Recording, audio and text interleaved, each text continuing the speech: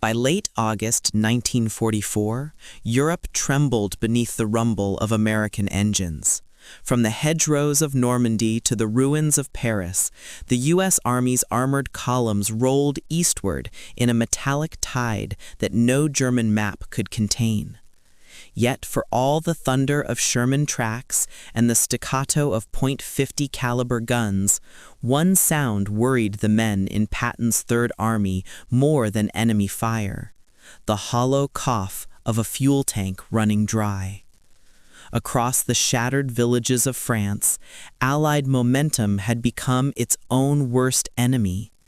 Patton's advance was so fast that it outran its own lifeline. Fuel dumps still sat hundreds of miles behind the lines, stacked in Normandy ports or piled near the beaches where Liberty ships had first landed. Every mile forward meant another mile of emptiness between the front and its sustenance. Inside the marble corridors of the German General Staff in Berlin, laughter echoed. American logistics, they said, were mechanized madness, too many vehicles, too much waste, soldiers pampered by abundance. They drive to war as if to a picnic, one colonel sneered, tracing a red pencil across a situation map. When their fuel runs out, their courage will follow. Few in that room doubted it. For decades, the Wehrmacht had been trained to believe in precision, not quantity.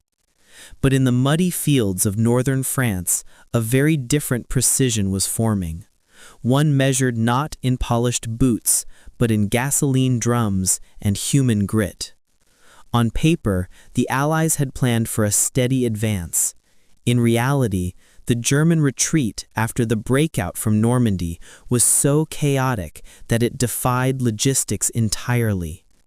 Patton's tanks devoured fuel faster than planners had imagined.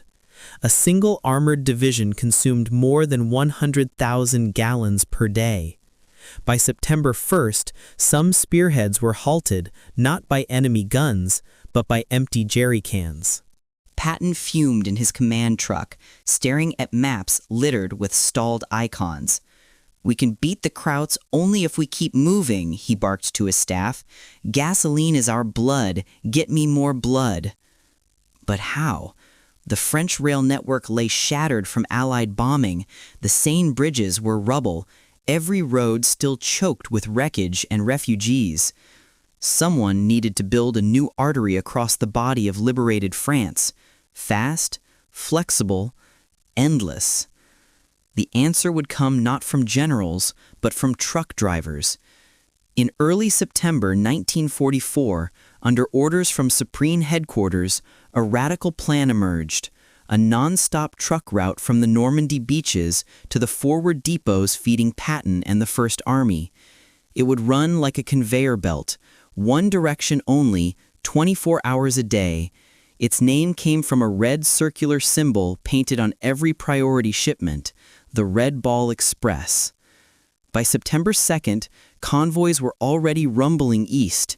Thousands of 2.5-ton GMC deuce and a half trucks thundered along hastily marked highways.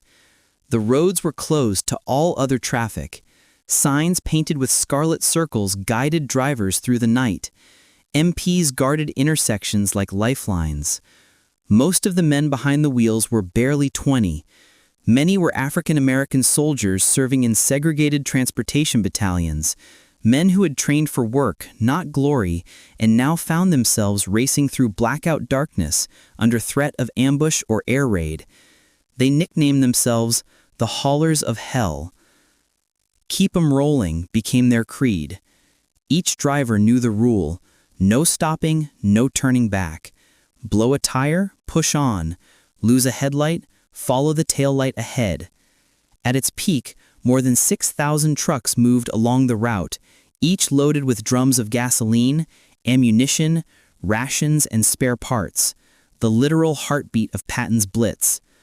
Meanwhile, in Berlin, reports arrived that American armor had resumed its advance. "Impossible," scoffed General Jodl. "They had no fuel." But the impossible had already become routine. Every dawn, long columns of olive-drab trucks poured eastward, roaring through fog and bomb-cratered villages, their engines humming like a hymn of industry. A German intelligence officer observing from the remnants of the Ardennes front scribbled in disbelief. The enemy's supply convoys move as if on rails. When one road is cut, another appears overnight. They fight not with soldiers, but with factories.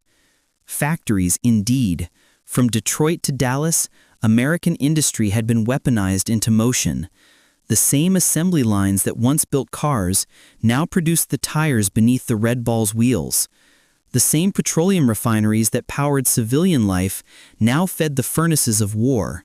Every drum of gasoline hauled across France carried not just fuel, but the echo of a continent's manufacturing might. For the men of the Red Ball, the mission was brutal. Convoys rolled day and night. No headlights, no rest. Drivers slept on their steering wheels during refueling halts, woke to the smell of diesel and coffee, and rolled again. Rain turned the roads to mud. German stragglers and mines turned them into death traps. Private Leroy Johnson of the 39th 18th Quartermaster Truck Company recalled, quote, "You could feel the gas slosh in the drums behind you, smell it in your nose all day. We'd drive 50 miles half asleep, just chasing that little red tail light ahead. If you stopped, you got chewed out. If you crashed, they pulled you out and sent another man in the seat." Yet morale stayed high, fueled by pride and adrenaline. Every driver knew that Patton's tanks lived or died by their wheels. The Red Ball route stretched like a steel artery across the heart of France. Normandy to Chartres, to Dreux, to the forward dumps near Verdun. At dawn it shimmered with heat waves. By night it was a black ribbon pulsing with exhaust and fear. Every driver knew the rhythm. Grind through daylight, dodge wreckage, eat cold rations on the move. Sleep came in fragments, stolen between gear shifts. Yet still the trucks came, 6,000 of them in endless columns, engines harmonizing like a choir of iron. German patrols lurked on the edges. Luftwaffe fighter bombers, few, but still dangerous, prowled the skies. They struck by twilight, diving on the convoys with cannon bursts that turned fuel drums into fireballs. After the first week, the route was pocked with burned-out hulks, ghost silhouettes along the roadside. But the Americans adapted fast. Convoys began running under cover of cloud and darkness, headlights hooded to slits. MPs with white armbands waved semaphore flags, directing traffic in silence. The men learned to steer by instinct, by the faint glow of the truck ahead. Sergeant Earl McClendon, a veteran driver, remembered, quote, "You couldn't show fear. If you flinched, you jammed the line for 50 trucks behind you. So we just kept our foot down and prayed the Krauts missed." Inside their cabs, drivers taped photographs of home beside speedometers. Some carried harmonicas, playing low tunes while waiting at checkpoints. Others carved tallies on dashboards, miles driven, loads delivered, buddies lost. They didn't fight with rifles, but they fought fatigue, rain, and the constant rattle of death on two wheels. Far ahead, George S. Patton paced inside his mobile headquarters, his ivory-handled pistols gleaming even when the weather dulled every other color. Reports of fuel shortages still crossed his desk daily, yet the front continued to move. The Red Ball convoys were working, barely. He dictated a message to his staff. "Tell the drivers they are winning this war as surely as any tank crew. God help the man who slows them down." Orders went out to every corps. Treat Red Ball vehicles as combat troops. Give them priority at bridges, repair points, even mess lines. If a truck broke down, another hooked up and towed it without pause. "Keep 'em rolling" wasn't just a motto, it became law. In Berlin, disbelief turned to irritation.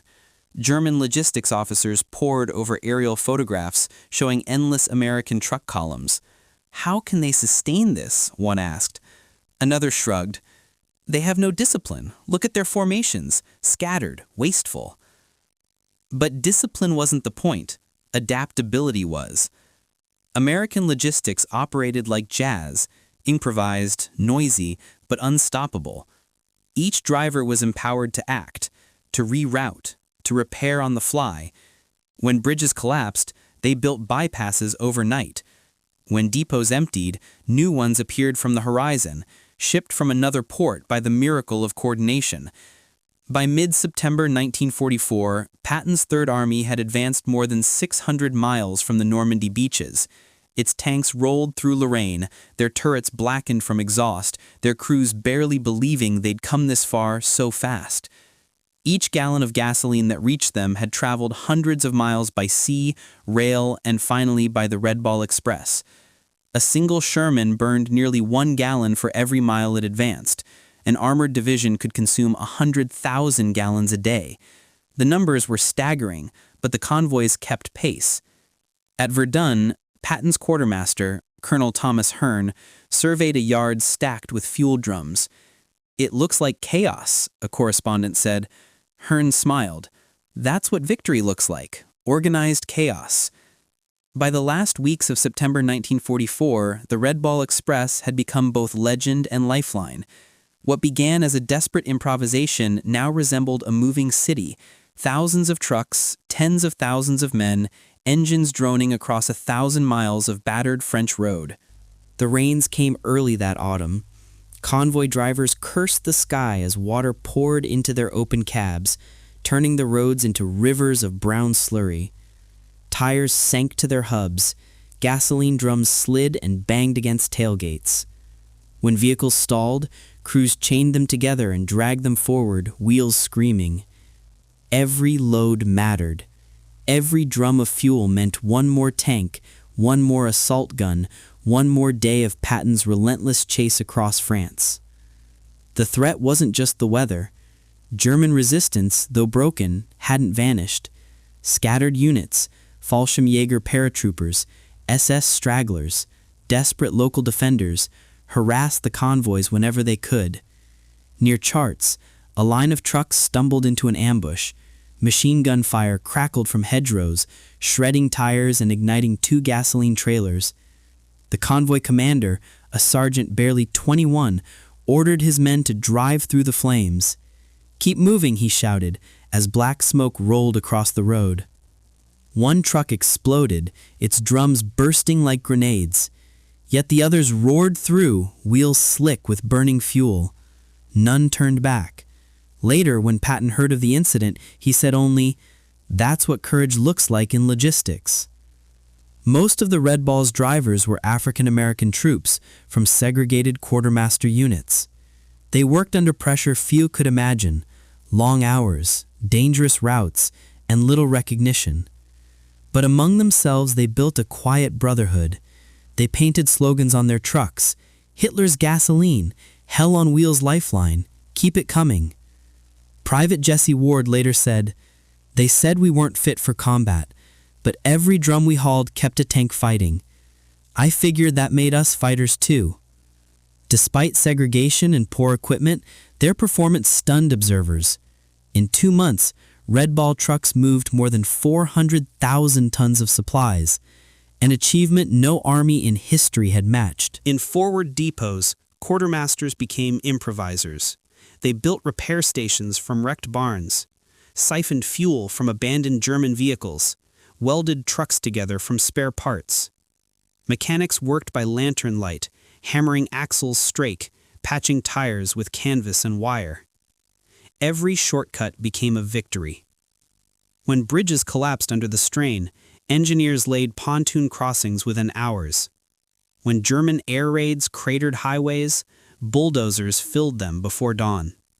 A single breakdown could block an entire convoy, so men developed an instinctive rhythm. If a truck faltered, 2 others pushed from behind, gearboxes groaning, until momentum carried all 3 forward again. Patton's staff began calling it the gospel of motion.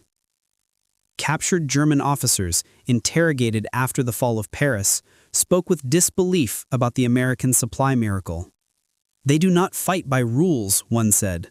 "Their power comes from madness, their machines, their speed, their waste. We thought their system would collapse under its own weight. Instead, it grows stronger the longer it runs." In Berlin, the High Command finally admitted what its own frontline troops already knew. The war of maneuver was lost not because of tactics, but because of gasoline. The Wehrmacht's panzer divisions, starved of fuel, could no longer counterattack effectively. Their tanks were trapped by mathematics, the arithmetic of supply. By October, the Red Ball Express reached its peak. Trucks thundered past mile markers so fast they wore grooves into the pavement. MPs reported that in some stretches, the rumble never stopped, day or night. Drivers worked 12-hour shifts, often longer. They drank coffee by the gallon, chewed salt tablets to stay alert, sang to drown the engine noise. Some convoys strung tin cans behind their bumpers. If they stopped hearing them rattle, they knew they were falling asleep. "Keep it rolling," the slogan said, and they did, because behind them, Patton's armor still moved east, hungry, unstoppable, and utterly dependent on the men with gas on their hands and dust in their teeth. By mid-October 1944, the glory of August's breakout had turned to exhaustion. The French roads, once sun-baked ribbons of dust, had become oceans of mud and ice. Trucks slid sideways into ditches. Engines coughed black smoke in the freezing air. Still, the Red Ball rolled. Convoy commanders compared their route to a heartbeat, steady, pounding, essential. Every drum of gasoline that reached Patton's depots meant his tanks could fight one day longer. Every missed delivery meant a platoon stranded, a town lost to winter. The nights came earlier now. Fog settled thick as wool, swallowing the convoys whole. Drivers tied flashlights to their tailgates so the truck behind could follow a faint halo of light through the mist. One by one, they crawled eastward, 80 truck columns moving at walking speed. If the lead truck stopped, the whole line froze. Some men left their engines idling for 30 hours straight to keep from freezing solid. Others wrapped blankets around leaking radiators, whispering prayers to the machines. At Étampes, a driver named Calvin Banks wrapped a spare tire in gasoline-soaked rags and lit it like a torch to guide the next convoy through a fog-choked junction. When an officer demanded to know who gave him permission, Banks replied, "Sir, the army didn't. The dark did." German remnants, regrouping near the Ardennes, began to strike again. At night, mortars harassed supply columns. At dawn, Luftwaffe fighters, operating from hidden strips, dived through the clouds to strafe the roads. On October 22nd, near Saint-Dizier, a pair of FW-190s found a Red Ball convoy. Their 20mm shells walked across the convoy, setting one truck ablaze. The others scattered off the road into mud and hedgerows. When the fighters banked for a second pass, the Americans fired back, not with anti-aircraft guns, but with the .5 caliber Brownings they had mounted on cab roofs for just such a day. The lead German aircraft burst into flame and plunged into a field. The second limped away trailing smoke. Afterward, when reporters asked the convoy's sergeant how he'd done it, he simply said, "Same way we haul gas, keep shooting till the tank's empty." Patton's staff began to call the drivers the ghosts of the highway.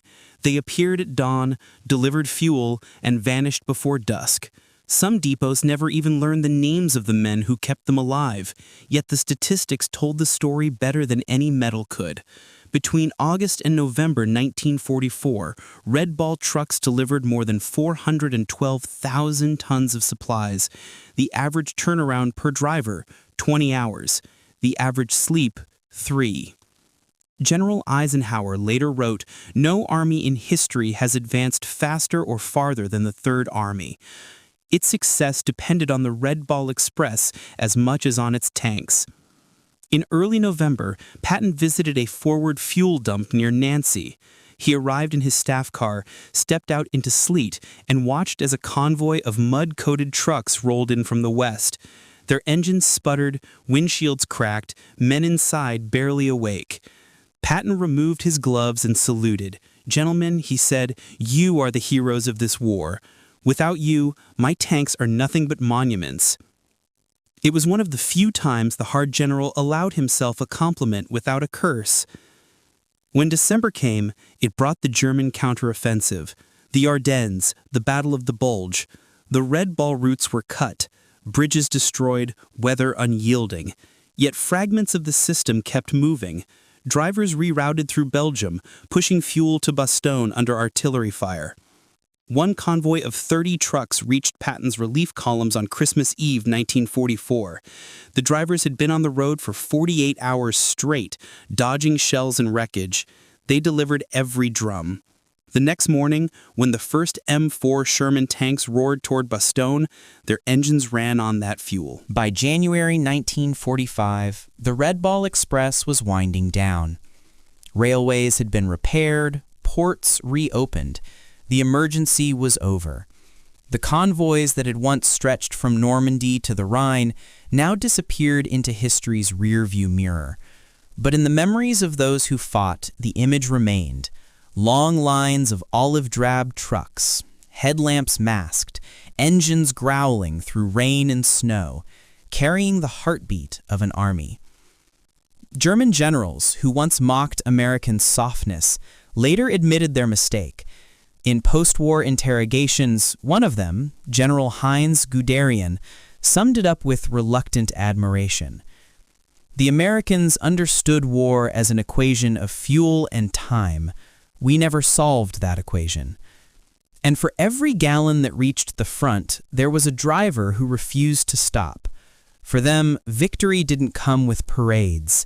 It came with motion. The endless rumble of the Red Ball Express rolling through the dark, turning laughter into disbelief and disbelief into defeat.